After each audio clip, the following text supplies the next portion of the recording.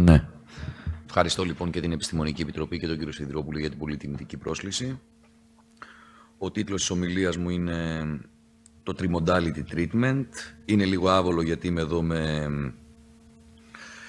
ουρολόγους, οπότε πρέπει να υπερασπιστώ την ειδικότητά μου. Το ανοίγω εγώ έτσι, δεν μου θα το ανοίγετε εσείς.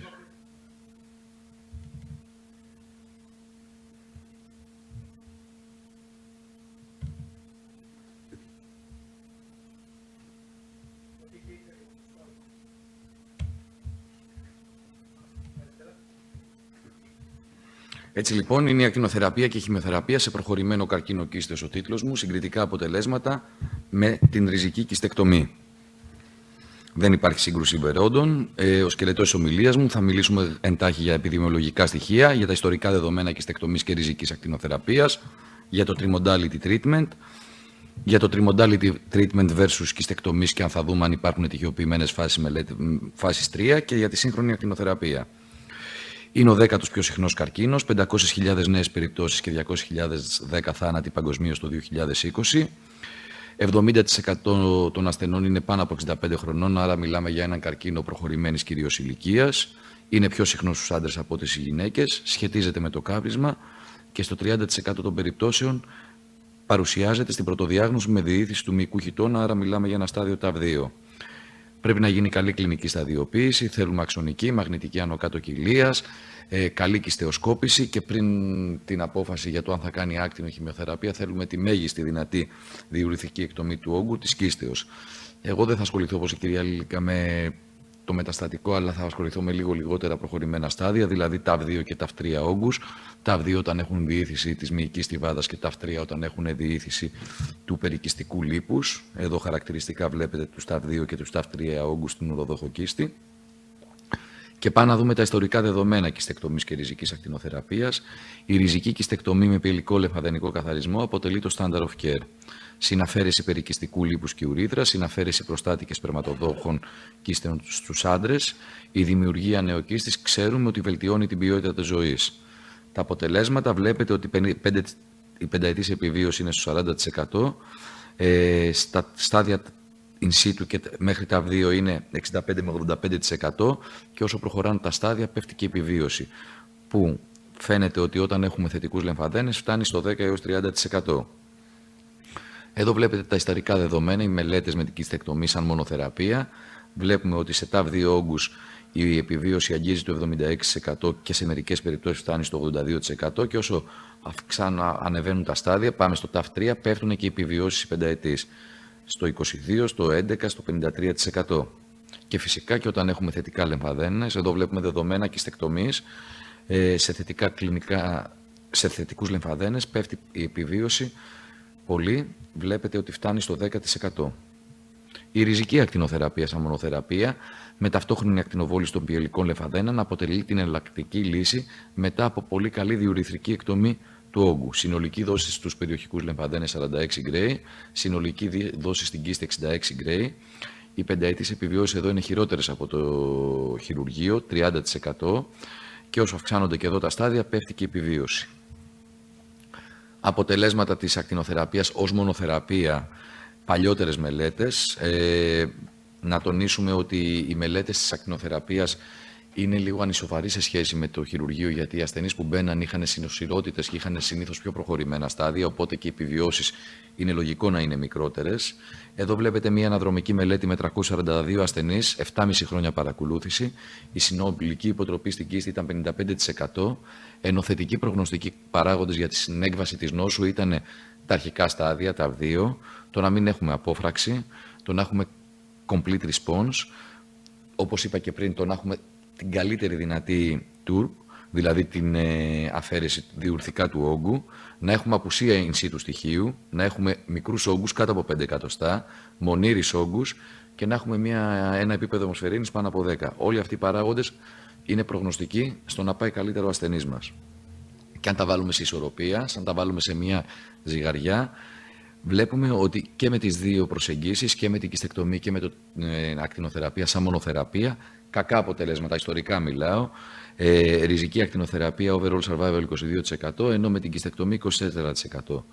μη ικανοποιητικά αποτελέσματα και με τις δύο προσεγγίσεις.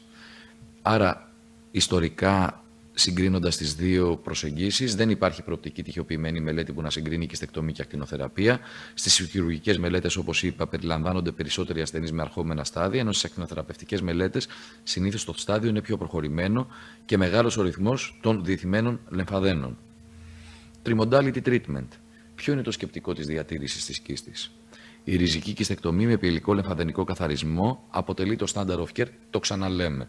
Είναι όμως μια δύσκολη προσέγγιση με υψηλά ποσοστά θνησιμότητας, πολλές μετεχειρητικές επιπλοκές, η οποία συχνά απαιτεί μόνιμη ιστομία και αυτό χαλάει πολύ την ποιότητα της ζωής των ασθενών. Η διατήρηση της κίστης λοιπόν με μέγιστη διουρηθρική εκτομή και άκτινο χημειοθεραπεία, αυτό που λέμε trimodality treatment, είναι μια πολύ καλή εναλλακτική προσέγγιση στα μειοδιθητικά καρκινόματα, η οποία παλαιότερα χορηγούταν μόνο στους ηλικιωμένους ασθενείς και στους ασθενείς οι οποίοι αρνούταν ή δεν ήθελαν να χειρουργηθούν. Σήμερα, σύμφωνα με τα διεθνή guidelines, το trimodality treatment μπορεί να χορηγηθεί σαν εναλλακτική της κιστεκτομής σε όλους τους ασθενείς και όχι μόνο στους ηλικιωμένους ή σε αυτούς που αρνούνται την κιστεκτομή. Οι θεραπευτικές προσεγγίσεις λοιπόν διατήρησης κίστης γίνεται είτε για ιατρικούς λόγους, σε ασθενείς που δεν μπορούν να υποβληθούν σε κιστεκτομή, είτε για αυτούς που ψάχνουν εναλλακτικές θεραπείες, αλλά πια σύμφωνα με τη διεθνή βιβλιογραφία και για όλους τους ασθενείς μας. Το λένε και τα NCCN Guidelines. Στα στάδιο 2 βλέπετε ότι το bladder preservation με χημειοάκτινοθεραπεία είναι category 1, όπως και στα πιο προχωρημένα στάδια, κλινικά ταυτρία ασθενής. Και πάμε να δούμε το standard of care για το trimodality treatment. Δεξιά σας βλέπετε ποιοι είναι οι καλύτεροι candidate για το trimodality treatment. Και είναι αυτοί που έχουν επιβεβαιωμένο μειοδιθητικό στοιχείο, είναι αυτοί που έχουν αρνητικούς λεμφαδένες, είναι αυτοί που έχουν ένα καλό performance status από 0 έως 2, δεν έχουν λάβει προηγουμένως ακτινοθεραπεία στην πυέλο, έχουν καλή νεφρική λειτουργία, αλλά και καλή λειτουργία της κίστεως. Εδώ βλέπετε ποιο είναι το standard treatment, μέγιστη TURP, neoadjuvant χημειοθεραπεία είτε με cisplatin και gemcitabine είτε με dose dense MVAC, 55 γκρέι έως 60 γκρέι άκτινο χημειοθεραπεία και μετά το follow-up, που τον πρώτο χρόνο πρέπει να γίνεται, τα πρώτα 2 χρόνια πρέπει να γίνεται κάθε 3 μήνες κιστεοσκόπηση, 6 μήνες όσο περνάνε τα χρόνια και μετά κάθε χρόνο ένα annual staging με αξονικές. Το golden standard είναι και η neoadjuvant χημειοθεραπεία. Το ξέρουμε αυτό από μελέτες μας. Εδώ σας παραθέτω μία μεταανάλυση που η neoadjuvant χημειοθεραπεία στην κιστεκτομή και στην ακτινοθεραπεία έδωσε 10% στην ολική επιβίωση. Από 40% την πήγε στο 50% την ολική επιβίωση. Πολύ πρόσφατη μελέτη του Grossman δημοσιεύθηκε στο New England το 2013. 317 ασθενείς, οι 154 έλαβαν μόνο χειρουργία, ενώ οι 153 έλαβαν neoadjuvant χημειοθεραπεία με MVAC και μετά χειρουργείο. Και βλέπετε ότι η προσθήκη της neoadjuvant χημειοθεραπείας σχεδόν διπλασίασε το median survival από 46 στους 77 μήνες. Παρ' όλα αυτά, πάλι πρόσφατη μελέτη από το Elsevier, η οποία ασχολείται μόνο με neoadjuvant χημειοθεραπεία και άκτινο χημειοθεραπεία, πληθυσμιακή μελέτη με 2.500 ασθενείς, με κλινικά TAV2, TAV4, νη 0 όγκο, παρακολουθήθηκαν και το primary outcome, είπαν το overall survival, σε συνάρτηση με την neoadjuvant χημειοθεραπεία. Και τι έδειξε αυτή η πολύ ενδιαφέρουσα μελέτη? Ότι στην πενταετία είτε κάνεις neoadjuvant χημειοθεραπεία και κάνεις μετά άκτινο χημειοθεραπεία, δεν έχεις όφελος στο overall survival. Βλέπετε 30,6 versus 31,8 μήνες στην πενταετία στο neoadjuvant setting, ενώ στη δεκαετία 13,3 versus 13%. Δεν υπήρχε διαφορά δηλαδή στους ασθενείς, επαναλαμβάνω, που κάνανε μόνο άκτινο χημειοθεραπεία, αν βάλεις την neoadjuvant χημειοθεραπεία. Παρ' όλα αυτά σας έδειξα μεταναλύσεις οι οποίες δείχνουν όφελος και με το trimodality treatment όταν βάλεις την neoadjuvant χημειοθεραπεία. Μετά από maximum διουρηθική εκτομή, μόνο η ταυτόχρονη άκτινο χήμιο έχει αξιολογηθεί με προοπτικές μελέτες. Αυτές είναι όλες οι προοπτικές μελέτες. Βλέπετε ότι πολλές έχουν εξαιρετικά ποσοστά complete response. Οι RTOG μελέτες φτάνουν το 85% με πολύ καλά ποσοστά πενταετούς επιβίωσης που αγγίζουν και το 72% στην πενταετία και στην εφταετία πέφτουν σιγά σιγά. Εμπειρία από τη Μασαχουσέτη, αμερικάνικη μελέτη, μέγιστη διουρηθική εκτομή, ακτινοθεραπεία, χημειοθεραπεία μέχρι 40 γκρέι, δεύτερη κυστεοσκόπηση με πολλαπλές βιοπληψίες. Αν έχουμε complete response, συνεχίζει ο ασθενής την ακτινοχημειοθεραπεία του μέχρι τα 64 γκρέι. Αν υπάρχει στα 45 γκρέι 40 υπολοιπόμενη νόσο, τότε πάμε για salvage κυστεκτομή. Ευρωπαϊκή προσέγγιση, μελέτη από το Erlangen. Αυτή χρησιμοποιούμε και στο τμήμα μας και νομίζω αυτή χρησιμοποιούν και στην Ελλάδα. Γίνεται μέγιστη πάλι turb. Επαναλαμβάνω ότι είναι πολύ σημαντικό πριν οποιαδήποτε προσέγγιση να έχουμε τη μέγιστη διουρηθική εκτομή του όγκου. Ακτινοθεραπεία μέχρι τα 64-66 γκρέι. Follow-up με κυστεγοσκόπηση. Αν έχουμε complete response, καλώς. Αν έχουμε υπολοιπόμενη νόσο, κυστεκτομή διάσωσης, που, καλά το λέμε εμείς ακτινοθεραπευτές ογκολόγοι, αλλά είναι πολύ δύσκολη η επέμβαση, ειδικά όταν έχει προηγηθεί ακτινοθεραπεία. Εδώ βλέπετε τα δύο σχήματα των δύο μεγαλύτερων μελετών που είχαμε, της Μασαχουσέτης και του Erlangen. Η διαφορά είναι ότι, επαναλαμβάνω, ότι στη μελέτη της Αμερικής γίνεται ένα restaging στα 40 γκρέι και βλέπουμε στη μελέτη της Μασαχουσέτης ότι το disease specific survival στο trimodality treatment είναι εξαιρετικό. Φτάνει το 57%. Και οι 80% των ασθενών που επιβίωσαν στην πενταετία έχουν πολύ καλή και λειτουργική κίστη. Με ένα follow-up στα 8 χρόνια. Φυσικά, βλέπετε από την εμπειρία της Μασαχουσέτης ότι κάτι που το αναμένουμε, όσο ανεβαίνει το στάδιο, πέφτει και το disease specific survival, αλλά και το overall survival. Βλέπετε στα TAP 2 ξεκινάει από 74% και στα TAF 3 φτάνει μέχρι 49%. Το ίδιο και το overall survival. Πέφτει και αυτό όσο ανεβαίνει το στάδιο. Μελέτη πάλι της Μασαχουσέτης, update της μελέτης, επιβεβαιώνει τα καλά ποσοστά στο disease specific survival αλλά και στο overall survival. Η εμπειρία από το Erlangen φαίνεται ότι οι επιβιώσεις φτάνουν στο 67% και οι επιβιώσεις σε αυτούς που διατηρούν την κίστη τους φτάνουν στο 54%. Βάσει της μελέτης του Erlangen, το καλύτερο σχήμα ταυτόχρονα με την ακτινοθεραπεία είναι η cisplatin και το FiberView. Είχαμε αποτελέσματα με 80% του να επιτύχουμε διατήρηση της κίστης. Μελέτη RDOG με 80 ασθενείς, follow-up 5 χρόνια περίπου, complete response rate 81%, στην πενταετία 56% επιβιώσεις, disease specific survival 71%. Και αν τις δούμε αυτές τις μελέτες μας όλες στο διάγραμμα, θα δούμε ότι όλες δίνουν περίπου τα ίδια αποτελέσματα ολικής επιβίωσης, δηλαδή περίπου 55%. Είναι όλες εκεί και η RTOG και η μελέτη του Erlangen, αλλά και η μελέτη της Μασαχουσέτης. Συγκεντρωτικά, όλες οι μελέτες βλέπετε πολύ καλά ποσοστά complete response, ικανοποιητικά ποσοστά overall survival σε σχέση με το χειρουργείο και οι ασθενείς οι οποίοι διατήρησαν την κίστη, βλέπετε ότι στη μελέτη της RDOG 9906 φτάνουν και στο 70%. Τι χημειοθεραπεία θα χρησιμοποιήσουμε, έχουν γίνει αρκετές τοιχειοποιημένες μελέτες. Εδώ σας παραθέτω την RTOG 0233, τοιχειοποιημένη μελέτη φάσης 3, η οποία συνέκρινε δύο σχήματα χημειοθεραπείας ταυτόχρονα με την ακτινοθεραπεία. Πακλιταξέλη, cisplatin ή FiberView και cisplatin. Πολύ καλά αποτελέσματα και με τα δύο σχήματα, όμως μεγάλες τοξικότητες παρόμοιες και στα δύο σκέλη. Πρέπει να προσθέτουμε την χημειοθεραπεία στην ακτινοθεραπεία όταν γίνεται trimodality treatment. Εδώ βλέπετε πώς, στο μπλε γράφημα, πώς η προσθήκη της μυτομικίνης βοηθάει πολύ και το complete response και τα ποσοστά επιβίωσης, έναντι μόνο της ακτινοθεραπείας σαν μονοθεραπεία. Μια μελέτη που δημοσιεύθηκε πολύ πρόσφατα τον Ιούλιο του 2023 στο GCO, δεν είχαμε πολλά data για τους κλινικά θετικούς ασθενούς, τους λεμφαδένες. Συνήθως τους θεωρούσαμε μεταστατικούς, συνήθως πηγαίνανε για όχι τόσο ριζικό treatment. Παρ' όλα αυτά, αυτή η μελέτη με 287 ασθενείς που ήταν κλινικά νι1, είχαν μηδηθητικό στοιχείο, τι έκανε, τοιχειοποίησε τους ασθενείς. Είτε να κάνουν radical treatment, είτε να κάνουν palliative treatment. Αυτοί που κάναν radical treatment με τη σειρά τους χωρίστηκαν σε αυτούς που κάναν κυστεκτομή ή σε αυτούς που κάναν trimodality treatment. Και έδειξε δύο πολύ καλά συμπεράσματα αυτή η μελέτη. Πρώτον, ότι το να κάνεις ριζική θεραπεία στους ασθενείς οι οποίοι, έχουν λεμφαδένες θετικούς αυξάνει και το survival probability και το PFS και το overall survival. Όμως επίσης έδειξε ότι είτε κάνεις ακτινοθεραπεία είτε κάνεις ριζική κυστεκτομή, σε αυτούς τους ασθενείς έχουν παρόμοια αποτελέσματα. και στο overall survival και στο PFS. Και αυτή είναι πολύ σημαντική μελέτη κατά την ποινή μου άποψη, γιατί είναι από τις λίγες που ασχολείται με κλινικά θετικούς λεμφαδένες σε μυδιοθυτικό καρκίνο μακίστης. Και πάμε στο ζουμί της ομιλίας, που είναι η στεκτομή ή trimodality treatment. Το ξεκαθαρίζουμε από τώρα, δεν υπάρχουν μελέτες φάσης 3 που να συγκρίνουν head-to-head τη ριζική κιστεκτομή versus το trimodality treatment. Η μόνη μελέτη που το επιχείρησε ήταν η SPER.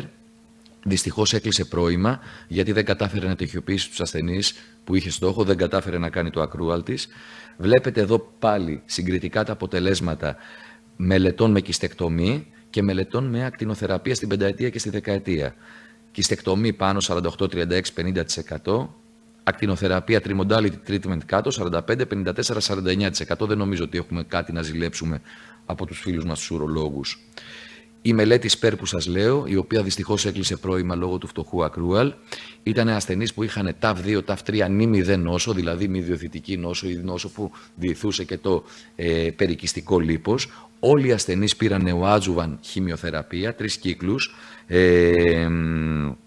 και στη συνέχεια τοιχειοποιήθηκαν να κάνουν είτε ριζική κιστεκτομή είτε ακτινοθεραπεία. Έκλεισε αυτή η μελέτη. Παρ' όλα αυτά, το πρωτογενές καταληκτικό σημείο ήταν η συμμόρφωση του ασθενούς σε μία από τις δύο θεραπείες και τα δευτερογενή καταληκτικά σημεία ήταν quality of life, local regional recurrence, free survival, salvage radical kistectomy μετά από την ακτινοθεραπεία. Τι έδειξε αυτή η μελέτη, η οποία, επαναλαμβάνω, έκλεισε και ήταν η μόνη τυχιοποιημένη που συγκρίνει head-to-head κιστεκτομή versus trimodality treatment, ότι το overall survival, όπως βλέπετε στα δεξιά σας, ήταν παρόμοιο και στα δύο σκέλη και οι παρενέργειες ήταν σαφώς ανώτερες στο σκέλος του χειρουργείου. Grade 3 and 4 adverse events. Και πάμε σε μια αναδρομική μελέτη που και αυτή δημοσιεύτηκε πολύ πρόσφατα, με 722 ασθενείς, οι οποίοι είχαν κλινικά TAF2, TAF4 όγκους, ουροθυλιακό καρκίνωμα με διαιτητικό. Οι 440 κάνανε ριζική κιστεκτομή, ενώ οι 300 περίπου κάναν το trimodality treatment. Όλοι οι ασθενείς είχαν solitary μονήρις όγκους, κάτω από 7 εκατοστά, δεν είχαν υδρονέφρωση και όλοι και δεν είχαν και πολυεστιακό in situ καρκίνωμα. Το primary endpoint ήταν το μεταστάσεις free survival, ενώ τα secondary endpoints ήταν το overall survival, το cancer specific survival και το disease free survival. Αυτό είναι αυτή τη στιγμή το best evidence που έχουμε στις μέρες μας για την κιστεκτομή versus την ακτινοθεραπεία. Και τι έδειξε αυτή η μελέτη σε μια παρακολούθηση 5 ετών, παρόμοια ποσοστά μετάσταση free survival, 74 versus 75%. Καμία διαφορά λοιπόν στο μετάσταση free survival, το οποίο ήταν και το πρωτογενές καταληκτικό σημείο, καμία διαφορά στο cancer specific survival, καμία διαφορά στο disease specific survival και καμία διαφορά στο overall survival. Οι μελετητές καταλήγουν ότι this study provide the best evidence to date που έχουμε το 2023 και δείχνουν ότι το trimodality treatment πρέπει να προσφέρεται σε όλους τους ασθενείς οι οποίοι έχουν μη διαιτητικό καρκίνο και πρέπει να ενημερώνονται για τις παρενέργειες που δίνει η μία θεραπεία και η άλλη θεραπεία. Και ποιες είναι οι παρενέργειες που δίνει το trimodality treatment? Εδώ βλέπετε πάλι την εμπειρία από τη Μασαχουσέτη, 78% ικανοποιητική χωρητικότητα και παράμετροι ροής, 85% δίχως έπηξη προσούρηση, 25% περιστασιακά προβλήματα ελέγχου του εντέρου και 50% των ανδρών είχαν ικανοποιητική στιτική λειτουργία. Όλες οι μελέτες συγκεντρωμένες με τις RTOG 9506, 9706 και 9906, βλέπετε ότι grade 3 και πάνω τοξικότητα είχαν μόλις 5-7% από το ουροποιητικό σύστημα και 1,9% από το γαστεντερικό. Δηλαδή πρακτικά η τοξικότητα ήταν ελάχιστη και από το γαστεντερικό και από το ουροποιητικό. Και η ποιότητα ζωής, σύμφωνα με τη μελέτη JETUC, ο 8ετής τοπικός έλεγχος, στην οποία ήταν στην JETUC μελέτη 67% και η λειτουργική κίστη άγγιζε το 70%.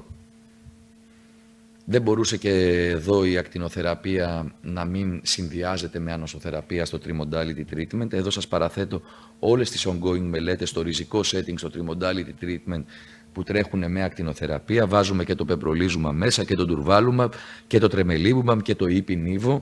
Άρα έχουμε πολλές μελέτες πια που προσθέτουν και την ανοσοθεραπεία στο trimodality treatment. Τελειώνοντας, θέλω να πω 2 λόγια για τη σύγχρονη ακτινοθεραπεία. Πρέπει εμείς οι ακτινοθεραπευτές ογκολόγοι, ειδικά στα περιστατικά δύσκολα της ουροδόχου κίστης, να προτείνουμε σύγχρονες και απαιτητικές τεχνικές θεραπείας. Αυτές είναι η AMRT, VMAT και η IGRT θεραπεία. Η ειδικότητά μας νομίζω ότι αυτά μας τα παρέχει. Πρέπει να τα χρησιμοποιούμε. Εδώ σας παραθέτω μία με retrospective ανάλυση με 2.500 ασθενείς, οι οποίοι οι μισοί κάνανε 3D θεραπεία, οι άλλοι κάνανε AMRT θεραπεία, και αυτή η μελέτη έδειξε όφελος, αν και δεν είναι τυχιοποιημένη, είναι αναδρομική, έδειξε όφελος στην επιβίωση στους ασθενείς, οι οποίοι στο Trimodality Treatment κάνανε ακτινοθεραπεία με AMRT τεχνική, VMAT και όχι με 3D τεχνική. Ξέρουμε ότι με την IMRT τεχνική μπορούμε να αυξήσουμε τη δόση στο στόχο, άρα να αυξήσουμε τον τοπικό έλεγχο. Ξέρουμε ότι με τις σύγχρονες IMRT τεχνικές μειώνουμε τις δόσεις στα όργανα σε κίνδυνο, και εδώ μας ενδιαφέρει να μην πάρει δόση το ορθό, να μην πάρει δόση το έντερο, να μην πάρει δόση οι κεφαλές των μυριαίων. Τα συμπεράσματά μου: TAF2, TAF3, TAF4 όγκοι, μέγιστη διουρηθική εκτομή, ακτινοθεραπεία, χημειοθεραπεία, και πρέπει να είναι ενημερωμένοι οι ασθενείς ότι μπορεί να γίνει και κιστεκτομή διάσωσης. Θεραπευτική επιλογή πριν από 5 χρόνια ήταν για κάποιους ασθενείς. Σήμερα η ταπεινή μου άποψη είναι ότι είναι για όλους τους ασθενείς. Χωρίς να υπάρχει, επαναλαμβάνω, σύγκριση head-to-head με κιστεκτομή versus Trimodality Treatment. Αποτελέσματα ακτινοχημειοθεραπείας μετά από TUR θετικά, αλλά από μικρές σειρές, με ανομοιογένεια στη θεραπευτική προσέγγιση.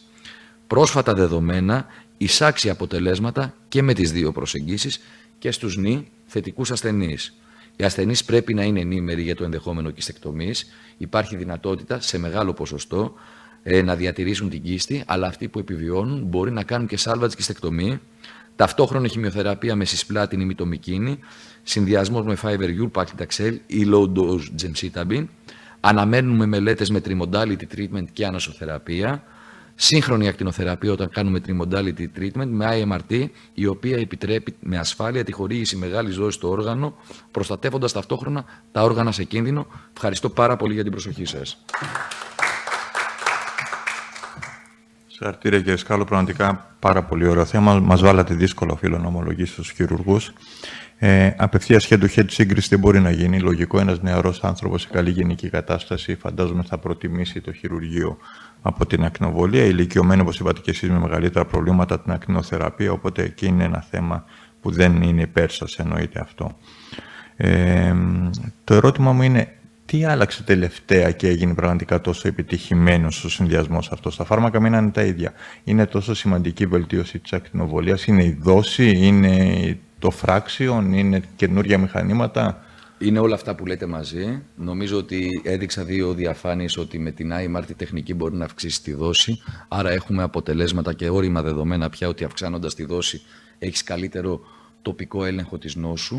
Άρα 1 είναι σίγουρα τα μηχανήματα, 2 είναι εξελίξεις και συστηματική θεραπεία. Παλαιότερα δεν δίναμε neoadjuvant χημειοθεραπεία στους ασθενείς που κάνουν Trimodality Treatment. Τώρα δίνουμε και έχει αυξήσει και αυτό 10% την επιβίωση. Νομίζω ότι είναι και οι εξελίξεις που έχουμε στην ακτινοθεραπεία, αλλά και οι εξελίξεις που έχουμε στη συστηματική θεραπεία, οι οποίοι μας έχουν δώσει αυτά τα καλά αποτελέσματα, τα βελτιωμένα αποτελέσματα. Μια δεύτερη ερώτηση γρήγορα. Βλέπουμε συχνά μετά από ακτινοθεραπεία, μετά από χρόνια, ασθενείς να εμφανίζουν μετακτινική αιμορραγική κιστίτιδα.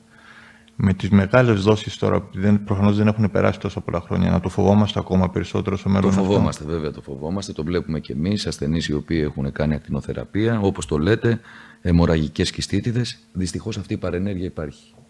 Ευχαριστώ πολύ. Εγκρίνεται από τα ταμεία? Εγκρίνεται, ναι. Στην περιοχή της πιέλου εγκρίνεται. Όπως και στον προστάτη και στην ουροδοχοκίστη. Είδα τη διαφορά στα 2 πρωτόκολλα ως προς το Trimodality και ότι στην Αμερική κάνουν το evaluation στα μέσα της δόσης. Στα 40 γκρέι. Από περιέργεια και μόνο δηλαδή.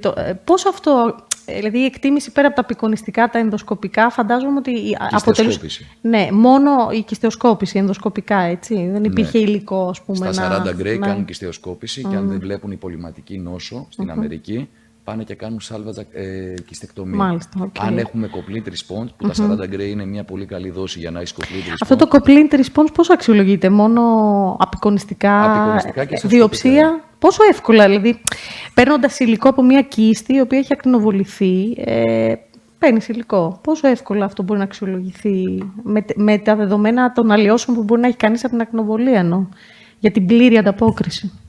Απλό όμως, αλλά φαντάζομαι Ναι, αν αυτό θα άξιζε να αν είναι. υπάρχει ζωντανός Ναι. όγκος θα μπορέσει να αξιολογηθεί Ναι. ξεχωριστά από την. Κοίτα, στο τμήμα μας εμείς κάνουμε, και νομίζω σε όλη την Ευρώπη, την προσέγγιση του Erlangen, δηλαδή δεν κάνουμε κιστεκτομή στα 40 γκρέι, προχωράμε definitive Ναι, αυτό treatment κάνουμε, μέχρι τα 60 ναι. γκρέι και μετά γίνονται οι κιστεκτομές ή κιστεσκοπήσεις για να δούμε πώς είμαστε. Και νομίζω ότι μπαίνει πολύ και η MRI στο bladder, δηλαδή Βέβαια. για την εκτίμηση. Βέβαια, βέβαια. Εμείς τη χρειαζόμαστε και σχεδιάζουμε πάνω στην εμείς. Ίσως και σε σε αυτή την προσέγγιση, στη διατήρηση, να χρειάζεται η MRI για την αξιολόγηση και της ανταπόκρισης. Ναι. Για να βγει αρνητική στον έλεγχο που κάνετε. Βέβαια.